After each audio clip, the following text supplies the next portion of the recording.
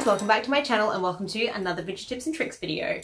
Today I want to share with you a video about shopping for authentic vintage or true vintage, which is something that people have asked me about quite a lot, and I don't know, I just never got around to doing it. So here I am. I'm just going to stick to a few tips on when you go shopping for vintage, because this is a very, very big topic, and of course it depends on the era that you're looking at.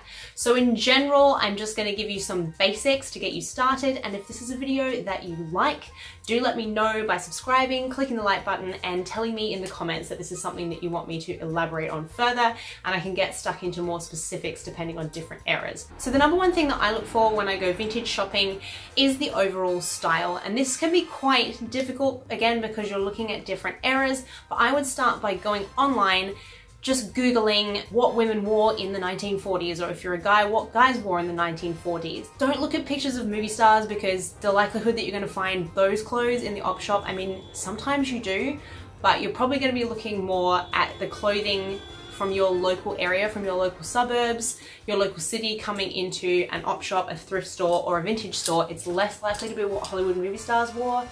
So I would aim for normal people, and then you're going to be able to recognize and find the pieces much more easily. So I literally do that. I look at what was popular in general. I look at a lot of photos.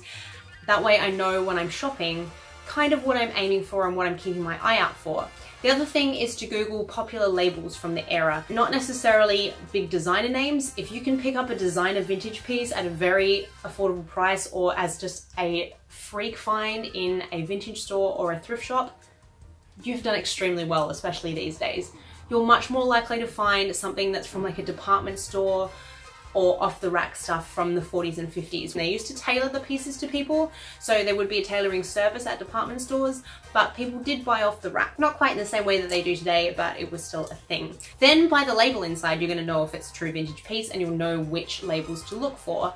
You can also really easily search online what the labels look like during different time periods for that company. So if they've been around forever, their labels may have changed over time, and you can get to know what labels came out during what eras. They're very specific things, and that does take a little bit of time and effort and getting used to. Obviously, the research factor, if you're very new to it, you're not going to have that foundation. I've had over a decade now of collecting vintage clothing to learn these things, and I definitely didn't know this stuff at the start, so it's taken me a long time. So more simply, I would start looking at the inside of the garment. So a piece might look like it is from the 1930s, but it could easily be from the 1970s. A piece might look like it's from the 1940s, but it's actually from the 1980s, because things go in cycles and things come around again and become popular again. So how do you differentiate what era something is from when they were copying each other? Turn the garment inside out. If you think about the prevalence of the sewing machine, it really came in the 40s and 50s, post-World War II, that you started to see things made with a straight stitch. So the overlocker didn't come around till more of the 70s. It was invented well before that, but it didn't become popular to produce mass clothing until the 1970s. So you're very unlikely to see an overlocker stitch on a piece pre-1970s. Sometimes if you get a big department store suit or something from the 1940s, you might find some overlocking.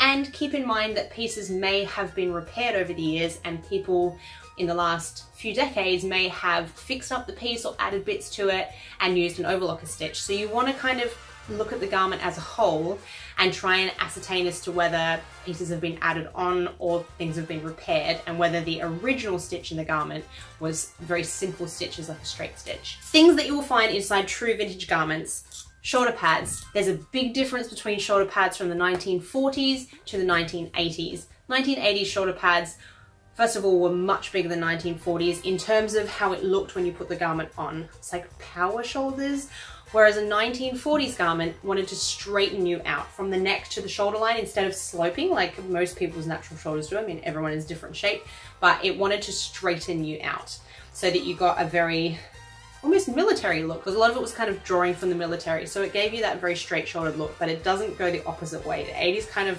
overdid that and went up and out and big power shoulders. So if something looks like that when you put it on, it's probably from the 80s and not from the 40s. They also look different from inside. 40s pads tended to be smaller, they didn't tend to be so wide, and the depth of them was much higher and thicker. And that's because they sewed like a little pillow and they stuffed it with things Apparently, I found out from Nana Splendid Stitches, sometimes it was stuffed with sawdust. Hence why, if you're washing a true vintage 1930s or 40s garment, you should take the shoulder pads out, because you don't know what's going to come out of those when you stick it in water. Hot tip. So I'm going to show you what an authentic shoulder pad looked like, and often it will vary because people made their own. So a lot of garments from this era, people bought patterns, companies sold patterns, and then people made their own garments. So there was variation in the shoulder pad, and it depended on the person, because if you want straight shoulders, you're going to have to try the garment on and then adjust the shoulder pads because everyone's shoulders are different. So to give you an idea of a true vintage shoulder pad from the 1940s and 50s, I'm going to show you my true vintage piece here and what it looks like inside. I don't know why I didn't take it off the hanger before I started shooting, but I didn't. Alright, so if I turn this inside out, you can see the shoulder pad, first of all, is sewn into the garment. I believe part of this has come undone, so it would have originally been sewn in, you can see in here and on the other side as well, so it sits well.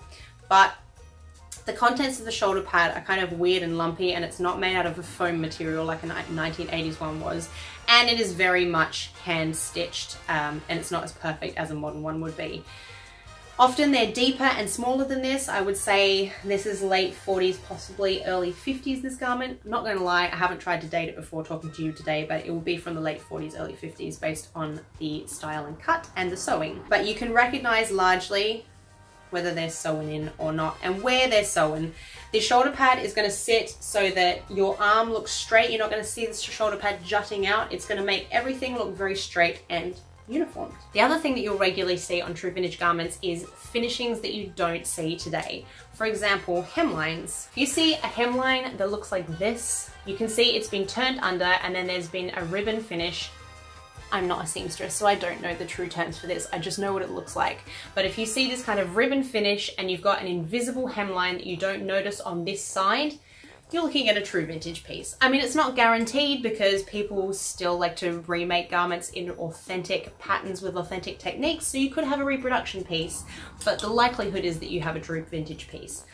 Whereas today, they just stitch things, you can see the stitching on the outside, they don't care, and the finishing of it isn't great, whereas this is all finished beautifully. This particular garment has been taken in at some point, and they've used pinking shears and they've used overlocking stitches, but I can tell that those pieces have been added on afterwards because the material where it's been overlocked is very close. They've done a good job, but it's slightly darker than the rest of the garment. So they've obviously added that later on and then used an overlocker for convenience.